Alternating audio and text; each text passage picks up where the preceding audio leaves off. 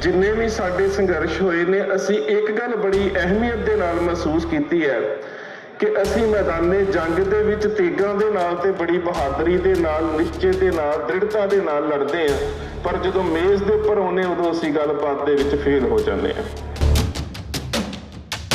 उदों साडियां बड़ियां तारीफां कीतियां जांदियां सी कि पंजाब दा किसान अन्नदाता है, पंजाब ने हरी क्रांति लिया दित्ती, पंजाब ने चिट्टी क्रांति लिया दित्ती, पंजाब ने देश का ढिड भर दिता। पर जद अज साबे सूबियां दे विच इन्हां दी अनाज की जिहड़ी ओह लोड़ है उहदी पूर्ति होण लगी है ते अज ये पंजाब दे उस अन्नदाते नूं भिखारी बनाउणा चाहुंदे ने।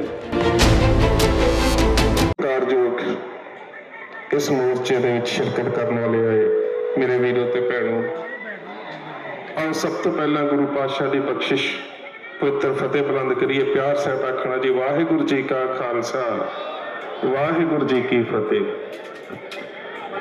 मेरे तो पहले जिस तरह धनदेव साहब ने तुहाडे नाल एक गल साझी कीती है कि सरकार दे वल्लों अज फिर मीटिंग का सद्दा दिता गया सी। बिल्कुल साडा निशाना ये नहीं है कि असी सरकार वालों सदियां गई मीटिंगां दे विच जाना नहीं चाहते जां असी उन्हां मीटिंगां दा बाईकाट करना चाहुंदे हां जां फिर जिहड़ियां जथेबंदियां उस मीटिंग दे विच शामिल ने साडा उन्हां दे नाल कोई विरोधी सिर है। नहीं, बिल्कुल नहीं। साडा केवल ते केवल निशाना जां कह सकदे हो कि निश्चा इन्ना है कि जिन्ना चिर सानू ये पता नहीं लगता कि सरकार किसानां दीयां मंगां दे प्रति किन्नी संजीदा है कि वो इन्हां कानूनां नूं रद्द करन दे हक विच ने जां सरकार दे वल्लों किहड़े नुमाइंदे जिहड़े ने इन्हां मीटिंगां दे विच गलबात करनगे ते जां उन्हां दे वल्लों जिहड़ियां किसान अंदोलन दीयां मंगां ने उन्हां नूं पूरा करन दा भरोसा दवाया जांदा है जां नहीं, उन्हां चिर तक असीं इस कवायद दे विच इस प्रैक्टिस दे विच शामिल नहीं है। क्योंकि इहदे विच कोई शक नहीं है कि घट्टो घट समर्थन मुल की है, MSP की है, एग्रीकल्चर प्रोड्यूस मार्केटिंग एक्ट की है, कॉन्ट्रैक्ट फार्मिंग की है, जां जिहड़ियां एसेंशियल कमोडिटी एक्ट 1955 दे विच अमेंडमेंट्स होईयां ने। मेरे ख्याल दे नाल हुण उन्हां दे बारे तां बच्चा जाणदा है कि इन्हां कानूनां दे नाल आउण वाले समय दे विच सानू नुकसान की होणगे।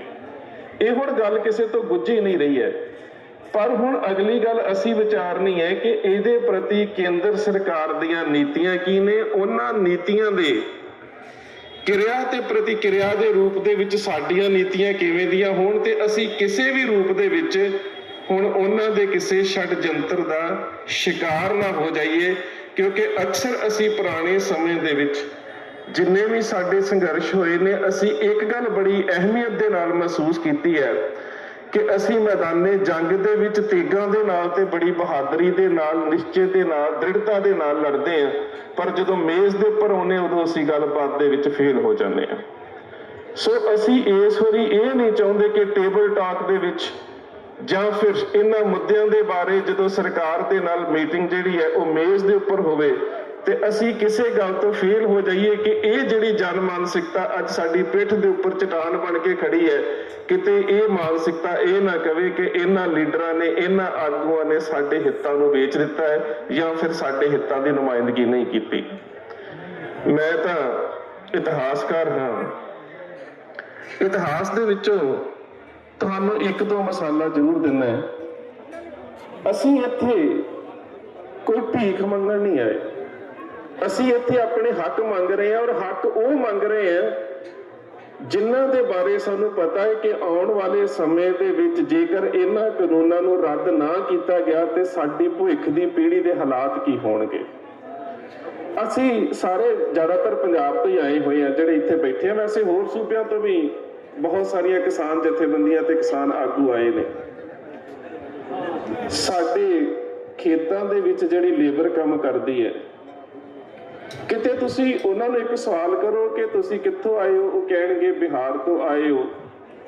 ਤੁਸੀਂ ਕੀ ਕਰਦੇ ਹੋ, ਕਹਿੰਦੇ ਖੇਤੀ ਕਰਦੇ ਆ। ਤੁਹਾਡੇ ਕੋਲ ਕਿੰਨੇ ਕੁ ਖੇਤ ਨੇ, ਉਹ ਕਹਿਣਗੇ 6 ਖੇਤ ਨੇ, 7 ਖੇਤ ਨੇ, 8 ਖੇਤ ਨੇ। ਪਰ ਇਹਨਾਂ ਖੇਤਾਂ ਦੇ ਬਾਵਜੂਦ ਉਹਨਾਂ ਨੂੰ ਪੰਜਾਬ ਦੇ ਵਿੱਚ ਆ ਕੇ ਮਜ਼ਦੂਰੀ ਜਾਂ ਖੇਤ ਮਜ਼ਦੂਰੀ ਕਿਉਂ ਕਰਨੀ ਪੈ ਰਹੀ ਸੀ क्योंकि जदों उन्हां दे वडेरियां दे जागण दा वेला सी ਉਹ जागे नहीं। जदों उन्हां सूबियां दे विच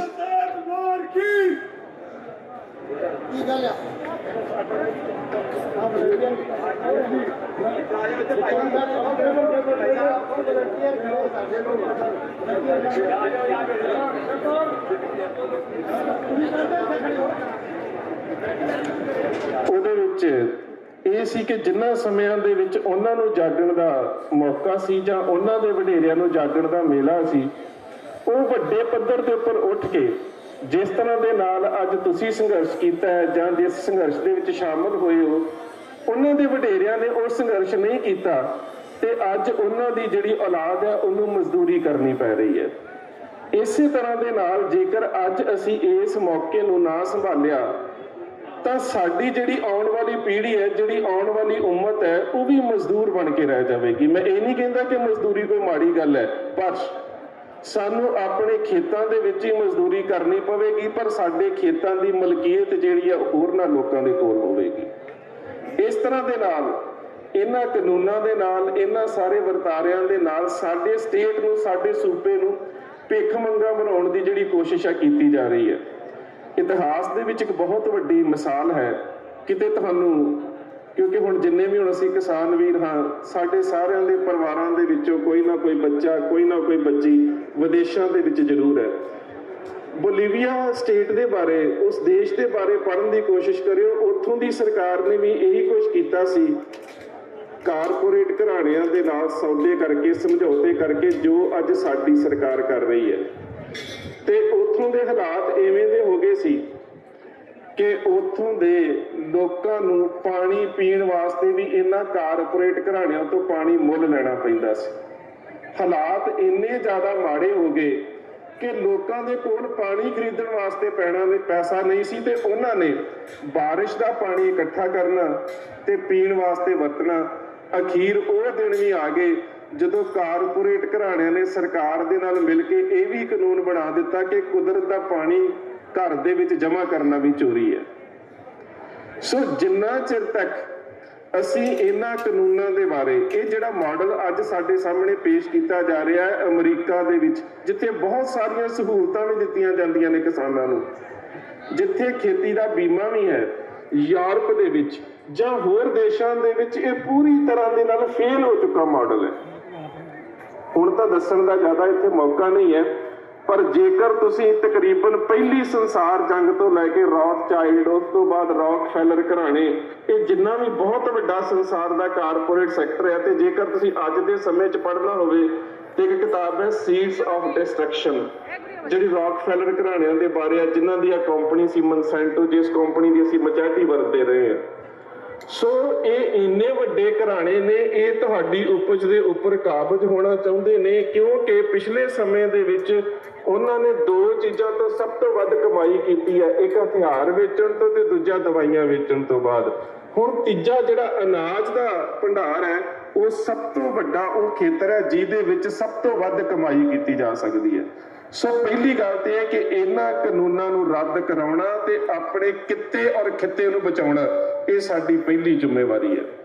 ਦੂਸਰੀ ਗੱਲ, ਅਸੀਂ ਸਰਕਾਰ ਦੇ ਨਾਲ ਹੋਈਆਂ ਮੀਟਿੰਗਾਂ ਦੇ ਵਿੱਚ ਅੱਜ ਟੇਬਲ ਟਾਕ ਦੇ ਉੱਪਰ ਹਾਰ ਕੇ ਇਹ ਗੱਲ ਨਹੀਂ ਅਖਵਾਉਣੀ ਕਿ ਅਸੀਂ ਆਏ ਹੋਏ ਲੋਕਾਂ ਦੇ ਹਿੱਤਾਂ ਦੇ ਨਾਲ ਕੋਈ ਧੋਖਾ ਕੀਤਾ ਹੈ। ਅਗਲੀ ਗੱਲ, ਅਸੀਂ ਕੋਈ ਭੀਖ ਮੰਗਣ ਵਾਸਤੇ ਨਹੀਂ ਆਏ, ਅਸੀਂ ਹੱਕ ਮੰਗਣ ਵਾਸਤੇ ਆਏ ਹਾਂ, ਜਿਹੜੇ ਸਾਡੇ ਹੱਕ ਨੇ। ਕਿਉਂਕਿ ਜਦੋਂ ਦੇਸ਼ ਅੱਜ ਤੋਂ 50-60 ਸਾਲ ਅਸੀਂ ਪਿੱਛੇ ਚਲੇ ਜਾਈਏ ਤੇ ਜਦੋਂ ਇਸ ਦੇਸ਼ ਦੇ ਲੋਕਾਂ ਨੂੰ ਰੋਟੀ ਖਾਣ ਦੇ ਵਾਸਤੇ ਆਟਾ ਨਹੀਂ ਸੀ ਮਿਲਦਾ, ਇਹਨਾਂ ਦੇ ਕੋਲ ਚੌਲ ਨਹੀਂ ਸੀ, ਔਰ ਖਾਣ ਦੇ ਵਾਸਤੇ ਕਣਕ ਵੀ ਰੂਸ ਵਰਗੇ ਦੇਸ਼ਾਂ ਤੋਂ ਮੰਗਾਈ ਜਾਂਦੀ ਸੀ, ਪੰਜਾਬ ਦੇ ਲੋਕਾਂ ਨੇ ਉਦੋਂ ਇਹਨਾਂ ਦਾ ਢਿੱਡ ਭਰਿਆ।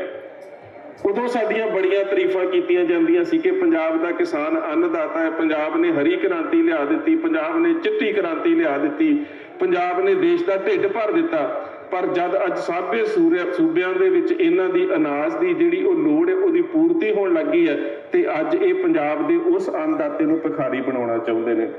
ਇਤਿਹਾਸ ਦੇ ਵਿੱਚੋਂ ਇੱਕ ਉਦਾਹਰਨ ਦੇ ਕੇ ਤੁਹਾਡੇ ਨਾਲ ਗੱਲ ਸਮਾਪਤ ਕਰਨ ਦੀ ਮੈਂ ਕੋਸ਼ਿਸ਼ ਕਰਦਾ ਹਾਂ। ਜਿਸ ਵੇਲੇ ਅਹਿਮਦ ਸ਼ਾਹ ਅਬਦਾਲੀ ਦਾ ਭੇਜਿਆ ਹੋਇਆ ਇੱਕ ਸਫੀਰ, ਇੱਕ ਵਕੀਲ, ਇੱਕ ਕਾਸਦ ਨਾਨੂ ਸਿੰਘ ਗਰੇਵਾਲ ਤੇ ਇੱਕ ਉਸਦਾ ਆਪਣਾ ਵਜ਼ੀਰ ਸਿੱਖਾਂ ਦੇ ਕੋਲ ਆਇਆ ਤਾਂ ਉਸ ਵੇਲੇ ਸਿੱਖਾਂ ਦੇ ਜਰਨੈਲ ਸਰਦਾਰ ਜੱਸਾ ਸਿੰਘ ਆਲੂਵਾਲੀਆ ਨੇ ਤੇ ਸਰਦਾਰ ਚੜ੍ਹ ਸਿੰਘ ਹੋਣਾ ਨੇ ਸਲਾਹ ਕਰਕੇ ਉਹਨੂੰ ਪਤਾ ਕੀ ਗੱਲ ਕਹੀ ਸੀ। ਉਹਨੇ ਕਿਹਾ ਸੀ ਕਿ ਸਾਨੂੰ ਥੋੜਾ ਬਹੁਤਾ ਕਣਕ, ਬਾਜਰਾ, ਜਵਾਰ, ਗਵਾਰਾ ਇਹ ਇਵਜ਼ ਦੇ ਵਜੋਂ ਦੇ ਲਿਆ ਕਰੋ ਤੇ ਅਸੀਂ ਤੁਹਾਡੇ ਇਸ ਇਲਾਕੇ ਦੇ ਵਿੱਚ ਕੋਈ ਨੁਕਸਾਨ ਨਹੀਂ ਕਰਾਂਗੇ। ਤੇ ਸਿੱਖਾਂ ਦੇ ਜਰਨੈਲਾਂ ਦਾ ਜਵਾਬ ਪਤਾ ਕੀ ਸੀ ਕਿ ਜਿਹੜੇ ਰਾਜੇ ਹੁੰਦੇ ਨੇ ਉਹ ਭਿਖਾਰੀਆਂ ਦੇ ਨਾਲ ਸੌਦੇ ਨਹੀਂ ਕਰਦੇ ਤੇ ਜਿਹੜੇ ਭਿਖਾਰੀ ਹੁੰਦੇ ਉਹ ਰਾਜੇ ਦੇ ਪੁੱਤਾਂ ਨੂੰ ਰਾਜ ਦੇਣ ਦੀ ਸ਼ਕਤੀ ਨਹੀਂ ਰੱਖਦੇ। ਸਾਨੂੰ ਇਹ ਗੱਲ ਆਪਣੇ ਹਿਰਦੇ 'ਚ ਵਸਾ ਲੈਣੀ ਚਾਹੀਦੀ ਹੈ ਕਿ ਅਸੀਂ ਉਸ ਦੇਸ਼ ਦੇ ਵਿੱਚ ਲੋਕਾਂ ਦਾ ਢਿੱਡ ਭਰਨ ਦੇ ਵਾਸਤੇ ਅਸੀਂ ਬਹੁਤ ਮਿਹਨਤ ਕੀਤੀ ਹੈ ਤੇ ਅਸੀਂ ਅੱਜ ਉਸ ਮਿਹਨਤ ਦੇ ਉੱਪਰ ਜਿਹੜਾ ਸਾਡੇ ਬਜ਼ੁਰਗਾਂ ਦਾ, ਜਿਹੜਾ ਸਾਡੇ ਪਰਿਵਾਰਾਂ ਦਾ ਖੂਨ ਪਸੀਨਾ ਡੁੱਲਿਆ, ਅਸੀਂ ਉਹਦਾ ਸੌਦਾ ਨਹੀਂ ਕਰਨਾ। ਅਸੀਂ ਆਪਣੇ ਹੱਕਾਂ ਦੀ ਅਣਦੇਖੀ ਨਹੀਂ ਹੋਣ ਦੇਣੀ। ਅਸੀਂ ਕੋਈ ਭੀਖ ਮੰਗਣ ਵਾਸਤੇ ਨਹੀਂ ਆਏ, ਅਸੀਂ ਆਪਣੇ ਹੱਕ ਲੈਣ ਵਾਸਤੇ ਆਏ ਹਾਂ। ਅਗਲੀ ਗੱਲ ਜਿਹੜੀ ਸਭ ਤੋਂ ਅਹਿਮ ਹੈ, ਜਿਹੜੀ ਮੈਂ ਪਹਿਲਾਂ ਵੀ ਕਹੀ ਸੀ ਕਿ ਇਹਨਾਂ ਕਾਨੂੰਨਾਂ ਦੇ ਬਾਰੇ, ਇਹਨਾਂ ਕਾਨੂੰਨਾਂ ਦੇ ਨੁਕਸਾਨ ਦੇ ਬਾਰੇ ਤਕਰੀਬਨ ਸਾਡੇ ਬੱਚੇ ਨੂੰ ਪਤਾ ਹੋਣਾ ਚਾਹੀਦਾ। ਅਸੀਂ ਇੱਥੇ ਇੱਕ ਅਖਬਾਰ ਵੀ ਸ਼ੁਰੂ ਕੀਤੀ ਹੋਈ ਹੈ, ਕਿਸਾਨ ਟਰਾਲੀ ਟਾਈਮਸ। ਉਹ ਇਸੇ ਕਰਕੇ ਸ਼ੁਰੂ ਕੀਤੀ ਹੈ ਕਿ ਜਿਹੜਾ ਗੋਦੀ ਮੀਡੀਆ ਸੀ ਉਹ ਇੱਕ ਸ਼ਰਾਰਤ ਕਰਦਾ ਸੀ। ਉਹ ਟਰਾਲੀਆਂ ਦੇ ਵਿੱਚ ਜਾਂਦੇ ਸੀ ਤੇ ਜਿਹੜੇ ਸਾਡੇ ਆਮ ਪਿੰਡਾਂ ਤੋਂ ਆਏ ਹੋਏ ਵੀਰ ਨੇ ਉਹਨਾਂ ਦੇ ਅੱਗੇ ਮਾਈਕ ਕਰਕੇ ਕਹਿੰਦੇ ਸੀ ਜੀ ਕਾਨੂੰਨਾਂ ਦੇ ਬਾਰੇ ਤੁਹਾਨੂੰ ਪਤਾ ਹੈ। ਬਹੁਤੇ ਵਿਚਾਰੇ ਵੀਰਾਂ ਨੂੰ ਨਹੀਂ ਸੀ ਪਤਾ। ਉਹ ਕਹਿੰਦੇ ਸੀ ਨਹੀਂ ਪਤਾ ਤੇ ਉਸੇ ਵੇਲੇ ਜਾ ਕੇ ਉਹ ਆਪਣੇ ਚੈਨਲਾਂ ਤੋਂ ਇਹ ਪ੍ਰਚਾਰ ਕਰਦੇ ਸੀ ਜੀ ਇਹਨਾਂ ਲੋਕਾਂ ਨੂੰ ਨਾ ਤਾਂ ਕਾਨੂੰਨਾਂ ਤੋਂ ਕੋਈ ਤੰਗੀ ਹੈ ਤੇ ਨਾ ਇਹਨਾਂ ਲੋਕਾਂ ਨੂੰ ਕਾਨੂੰਨਾਂ ਦੇ ਕਿਸੇ ਨੁਕਸਾਨ ਦਾ ਪਤਾ ਹੈ, ਨਾ ਇਹਨਾਂ ਨੂੰ ਫਾਇਦੇ ਦਾ ਪਤਾ ਹੈ। ਇਹ ਤਾਂ ਕਿਸਾਨ ਜਥੇਬੰਦੀਆਂ ਦੇ ਭੜਕਾਏ ਹੋਏ ਲੋਕ ਆ ਗਏ ਨੇ। ਸੋ ਬਿਨਾਂ ਮਤਲਬ ਤੋਂ ਸਾਨੂੰ ਬਦਨਾਮ ਕਰਨ ਦੀ ਕੋਸ਼ਿਸ਼ ਕੀਤੀ ਜਾ ਰਹੀ ਸੀ। ਉਹਦੇ ਵਾਸਤੇ ਅਸੀਂ ਇਹ ਕੋਸ਼ਿਸ਼ ਕੀਤੀ ਸੀ ਕਿ ਇਹ ਜਿਹੜੇ ਕਾਨੂੰਨ ਨੇ ਇਹਨਾਂ ਦੇ ਜਿਹੜੇ ਨੁਕਸਾਨ ਨੇ ਬੜੀ ਸੌਖੀ ਭਾਸ਼ਾ ਦੇ ਵਿੱਚ, ਸਹਿਜੀ ਭਾਸ਼ਾ ਦੇ ਵਿੱਚ ਤੁਹਾਡੇ ਨਾਲ ਜਿਹੜੇ ਨੇ ਉਹ ਸਾਂਝੇ ਕੀਤੀ ਜਾ ਸਕਣ। ਬਾਕੀ ਮੈਨੂੰ ਕੱਲ ਪਰਸੋਂ ਵੀ ਕਿਤੇ ਗੱਲ ਚੱਲੀ ਸੀ, ਨਿਹੰਗ ਜਥੇਬੰਦੀਆਂ ਆਈਆਂ ਸੀ ਤੇ ਉਹਨਾਂ ਦੇ ਨਾਲ ਵੀ ਇਹ ਗੱਲ ਚੱਲ ਰਹੀ ਸੀ ਕਿ ਇਸ ਸਾਰੇ ਧਰਮ ਦੇ ਵਿੱਚ, ਸਾਰੇ ਵਰਤਾਰੇ ਦੇ ਵਿੱਚ ਗੁਰੂ ਨਾਨਕ ਸਾਹਿਬ ਦੀ ਵਿਚਾਰਧਾਰਾ ਵਰਤ ਰਹੀ ਹੈ। ਆ ਜਿੰਨਾ ਤੁਸੀਂ ਲੰਗਰ ਵੇਖ ਰਹੇ ਆ, ਜਿੰਨਾ ਅਸੀਂ ਸੇਵਾ ਵੇਖ ਰਹੇ ਆ, ਇਹ ਕਿਸਾਨ ਸੰਘਰਸ਼ ਦਾ ਇੱਕ ਅਹਿਮ ਹਿੱਸਾ ਹੈ। ਤੇ ਇਹ ਅਹਿਮ ਹਿੱਸਾ ਇਸ ਕਰਕੇ ਹੈ ਕਿ ਜਦੋਂ ਅਸੀਂ ਕਿਰਤ ਕਰਨ ਦੀ ਗੱਲ ਕਰਦੇ ਆ, ਜਦੋਂ ਅਸੀਂ ਵੰਡ ਛਕਣ ਦੀ ਗੱਲ ਕਰਦੇ ਆ, ਨਾਮ ਜਪਣ ਦੀ ਗੱਲ ਕਰਦੇ ਆ, ਤੇ ਉਹਦੇ ਵਿੱਚ ਇਹ ਸਾਰੇ ਵਰਤਾਰੇ ਆ ਜਾਂਦੇ ਨੇ ਕਿ ਕਿਸਾਨ ਜਿਹੜਾ ਹੈ ਉਹ ਖੇਤੀ ਵੀ ਕਰਦਾ, ਉਹ ਵੰਡ ਕੇ ਵੀ ਛਕਦਾ, ਉਹ ਨਾਮ ਵੀ ਜਪਦਾ। ਤੇ ਜਿਹੜਾ ਸਾਰਾ ਤੁਸੀਂ ਇਸ ਸਾਰੇ ਸੰਘਰਸ਼ ਦੇ ਵਿੱਚ ਜਿਹੜੀ ਇਸ ਵਰਤਾਰੇ ਨੂੰ ਵੇਖ ਰਹੇ ਹੋ, ਗੁਰੂ ਨਾਨਕ ਸਾਹਿਬ ਦੀ ਕਿਰਪਾ ਹੈ। ਮੇਰੇ ਖਿਆਲ ਦੇ ਨਾਲ ਉਨੀਆਂ ਚੀਜ਼ਾਂ ਅਸੀਂ ਘਰ ਨਹੀਂ ਖਾ ਸਕਦੇ ਸਰਦੀਆਂ ਦੇ ਵਿੱਚ ਜਿੰਨੀਆਂ ਇੱਥੇ ਵੱਖ-ਵੱਖ ਸਮਾਜ ਸੇਵੀ ਸੰਸਥਾਵਾਂ ਦੇ ਵੱਲੋਂ ਵੰਡੀਆਂ ਜਾ ਰਹੀਆਂ ਨੇ। ਦਵਾਈਆਂ ਤੋਂ ਲੈ ਕੇ ਖਾਣ ਪੀਣ ਵਾਲੀਆਂ ਵਸਤਾਂ ਤੋਂ ਲੈ ਕੇ ਕੱਪੜਿਆਂ ਤੱਕ ਜਿਸ ਤਰ੍ਹਾਂ ਦੇ ਨਾਲ ਖਿਆਲ ਰੱਖਿਆ ਜਾ ਰਿਹਾ ਹੈ, ਦੁਨੀਆ ਦੇ ਲੋਕ ਅੰਤਰਰਾਸ਼ਟਰੀ ਪੱਧਰ ਦੇ ਉੱਪਰ ਇਸ ਗੱਲ ਤੋਂ ਹੈਰਾਨ ਨੇ ਕਿ ਇਹਨਾਂ ਲੋਕਾਂ ਦੇ ਵਿੱਚ ਗੁਰੂ ਨਾਨਕ ਸਾਹਿਬ ਨੇ ਕਿਹੜੀ ਵਿਚਾਰਧਾਰਾ ਭਰ ਦਿੱਤੀ ਹੈ ਕਿ ਇਹ ਸੰਘਰਸ਼ ਦੇ ਉੱਪਰ ਬੈਠੇ ਹੋਏ ਨੇ ਪਰ ਕਿਸੇ ਚੀਜ਼ ਦੀ ਤੰਗੀ ਨਹੀਂ। ਇਹ ਆਏ ਇਸ ਕਰਕੇ ਨੇ ਕਿ ਆਉਣ ਵਾਲੇ ਸਮੇਂ ਦੇ ਵਿੱਚ ਇਹਨਾਂ ਕਾਨੂੰਨਾਂ ਦੇ ਨਾਲ ਸਾਡੀਆਂ ਆਉਣ ਵਾਲੀਆਂ ਪੀੜ੍ਹੀਆਂ ਨੂੰ ਤੰਗੀ ਹੋਵੇਗੀ, ਪਰ ਉਹਦੇ ਬਾਵਜੂਦ ਵੀ ਇਸ ਕੌਮ ਦਾ ਜਿਹੜਾ ਬੈਕਅਪ ਪਾਵਰ ਹੈ, ਜਿਹੜੀ ਪਿੱਛੇ ਸ਼ਕਤੀ ਗੁਰੂ ਨਾਨਕ ਸਾਹਿਬ ਨੇ ਸਾਨੂੰ ਬਖਸ਼ੀ ਹੈ, ਉਹ ਕਿੰਨੀ ਵਿਲੱਖਣ ਹੈ ਕਿ ਇੱਥੇ ਕਿਸੇ ਚੀਜ਼ ਦੀ ਕੋਈ ਤੋੜ ਨਹੀਂ ਆ ਰਹੀ। ਪਰ ਮੈਂ ਫਿਰ ਜਿੱਥੋਂ ਆਪਣਾ ਵਿਖਿਆਨ ਸ਼ੁਰੂ ਕੀਤਾ ਸੀ ਉਸ ਗੱਲ ਤੇ ਆਵਾਂ। ਅਸੀਂ ਕਿਸੇ ਰਾਜਨੀਤਿਕ ਨੇਤਾ ਦੇ ਕੋਲੋਂ, ਕਿਸੇ ਆਗੂ ਦੇ ਕੋਲੋਂ ਭੀਖ ਲੈਣ ਵਾਸਤੇ ਨਹੀਂ ਆਏ ਤੇ ਨਾ ਹੀ ਇੱਕ ਸਿੱਖ ਦੀ ਝੋਲੀ ਕਿਸੇ ਦੀ ਦਿੱਤੀ ਹੋਈ ਭੀਖ ਦੀ ਮੁਹਤਾਜ ਹੈ। ਮੈਂ ਇਤਿਹਾਸ ਦੇ ਵਿੱਚੋਂ ਇੱਕ ਉਦਾਹਰਨ ਤੁਹਾਡੇ ਨਾਲ ਸਾਂਝੀ ਕਰਦਾ ਹਾਂ। ਔਰੰਗਜ਼ੇਬ ਦੀ ਮੌਤ ਤੋਂ ਬਾਅਦ ਔਰੰਗਜ਼ੇਬ ਦੇ ਦੋ ਪੁੱਤਰਾਂ ਦੇ ਵਿੱਚ ਰਾਜਗੱਦੀ ਨੂੰ ਲੈ ਕੇ ਜੰਗ ਛਿੜ ਪਿਆ, ਤਾਰਾ ਆਜ਼ਮ ਦੇ ਵਿੱਚ ਤੇ ਸ਼ਹਿਜ਼ਾਦਾ ਮੁਅੱਜ਼ਮ ਦੇ ਵਿੱਚ। ਜਿਹੜਾ ਸ਼ਹਿਜ਼ਾਦਾ ਮੁਅੱਜ਼ਮ ਹੈ ਭਾਈ ਨੰਦ ਲਾਲ ਜੀ ਦਾ ਸ਼ਾਗਿਰਦ ਸੀ, ਉਹਨਾਂ ਦੇ ਕੋਲ ਪੜ੍ਹਦਾ ਰਿਹਾ ਸੀ। ਉਹਨਾਂ ਦੇ ਕਹਿਣ ਦੇ ਉੱਪਰ, ਭਾਈ ਨੰਦ ਲਾਲ ਜੀ ਦੇ ਕਹਿਣ ਦੇ ਉੱਪਰ ਕਲਗੀਧਰ ਪਾਤਸ਼ਾਹ ਗੁਰੂ ਗੋਬਿੰਦ ਸਿੰਘ ਮਹਾਰਾਜ ਨੇ ਸ਼ਹਿਜ਼ਾਦਾ ਮੁਅੱਜ਼ਮ ਦੀ ਮਦਦ ਕੀਤੀ। ਉਸ ਜੰਗ ਦੇ ਵਿੱਚ ਜਿਹੜੀ ਆਗਰੇ ਦੇ ਕੋਲ ਜੰਗ ਹੋਈ, ਉਹਦੇ ਵਿੱਚ ਤਾਰਾ ਆਜ਼ਮ ਮਾਰਿਆ ਗਿਆ ਤੇ ਸ਼ਹਿਜ਼ਾਦਾ ਮੁਅੱਜ਼ਮ ਜੇਤੂ ਹੋਇਆ, ਜਿਹੜਾ ਬਾਅਦ ਦੇ ਵਿੱਚ ਬਹਾਦਰ ਸ਼ਾਹ ਬਣਦਾ ਹੈ।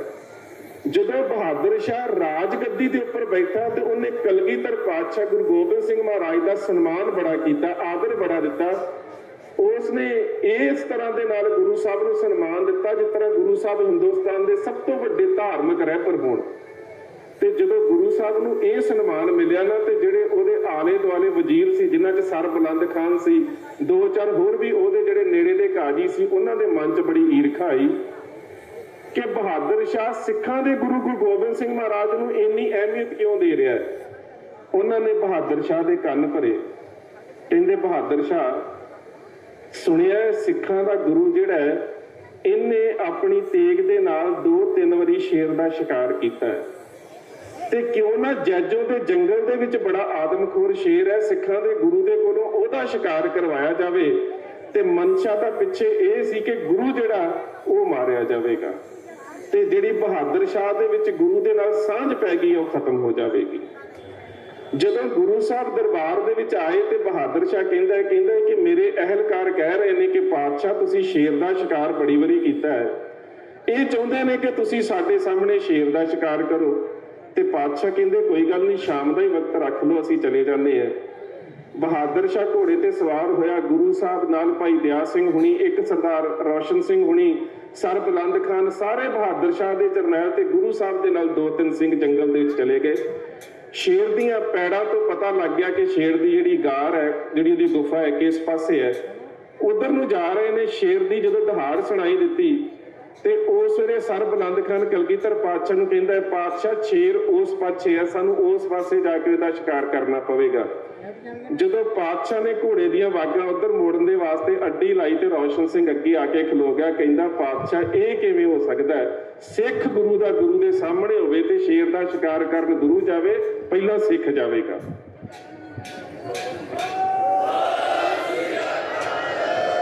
ਜਦੋਂ ਬਹਾਦਰ ਸ਼ਾਹ ਇਹ ਵੇਖ ਰਿਹਾ ਹੈ ਤੇ ਗੁਰੂ ਸਾਹਿਬ ਨੂੰ ਰੋਕ ਲਿਆ ਰੋਸ਼ਨ ਸਿੰਘ ਨੇ, ਤੇ ਰੋਸ਼ਨ ਸਿੰਘ ਕਹਿੰਦਾ ਪਾਤਸ਼ਾਹ ਸ਼ਿਕਾਰ ਕਰਨ ਮੈਂ ਜਾਣਾ। ਉਹਦੇ ਗਾਤਰੇ ਦੇ ਵਿੱਚ ਛੋਟੀ ਕਿਰਪਾਨ ਸੀ ਤੇ ਹੱਥ ਦੇ ਵਿੱਚ ਡੰਡਾ ਸੀ। ਤੇ ਪਾਤਸ਼ਾਹ ਕਹਿੰਦੇ ਰੋਸ਼ਨ ਸਿੰਘ, ਜੇ ਤੂੰ ਸ਼ੇਰ ਦਾ ਸ਼ਿਕਾਰ ਕਰਨ ਤੂੰ ਜਾਣਾ ਤੇ ਸ਼ਮਸ਼ੀਰ ਮੇਰੀ ਲੈ ਜਾ, ਤੇਗ ਮੇਰੀ ਲੈ ਜਾ। ਕਹਿੰਦਾ ਨਹੀਂ ਪਾਤਸ਼ਾਹ, ਸ਼ਿਕਾਰ ਵੀ ਡੰਡੇ ਦੇ ਨਾਲ ਕਰਨਾ ਹੈ, ਜੇ ਤੇਰੀ ਤੇਗ ਨਾ ਦਿੱਤਾ ਤੇ ਬਹਾਦਰ ਸ਼ਾਹ ਨੇ ਕਹਿਣਾ ਕੋਈ ਸ਼ਮਸ਼ੀਰ 'ਚ ਕਰਾਮਾਤ ਹੋਣੀ ਹੈ। ਚਲਾ ਗਿਆ ਗੁਰੂ ਦਾ ਸਿੱਖ, ਜਾ ਕੇ ਸ਼ੇਰ ਦੇ ਨਾਲ 2 ਹੱਥ ਹੋ ਗਏ। ਅਖੀਰ ਵਾਰ ਕਰਦਿਆਂ ਕਰਦਿਆਂ ਉਹਦੇ ਇੱਕ ਐਸਾ ਸਿਰ ਦੇ ਵਿੱਚ ਡਾਂਗ ਮਾਰੀ ਕਿ ਸ਼ੇਰ ਜਿਹੜਾ ਸੀ ਜ਼ਮੀਨ ਤੇ ਡਿੱਗ ਪਿਆ। ਕਮਰ ਕੱਸਾ ਖੋਲਿਆ ਤੇ ਸ਼ੇਰ ਦੇ ਪੈਰਾਂ ਨੂੰ ਪਾ ਕੇ ਵੱਲ ਤੇ ਬਹਾਦਰ ਸ਼ਾਹ ਦੇ ਅੱਗੇ ਸੁੱਟ ਦਿੱਤਾ। ਕਹਿੰਦਾ ਬਹਾਦਰ ਸ਼ਾਹ, ਆਹ ਹੀ ਆਦਮਖੋਰ ਸ਼ੇਰ ਜਿਹਦਾ ਤੂੰ ਕਹਿੰਦਾ ਸੀ ਸ਼ਿਕਾਰ ਕਰਵਾਉਣਾ ਹੈ।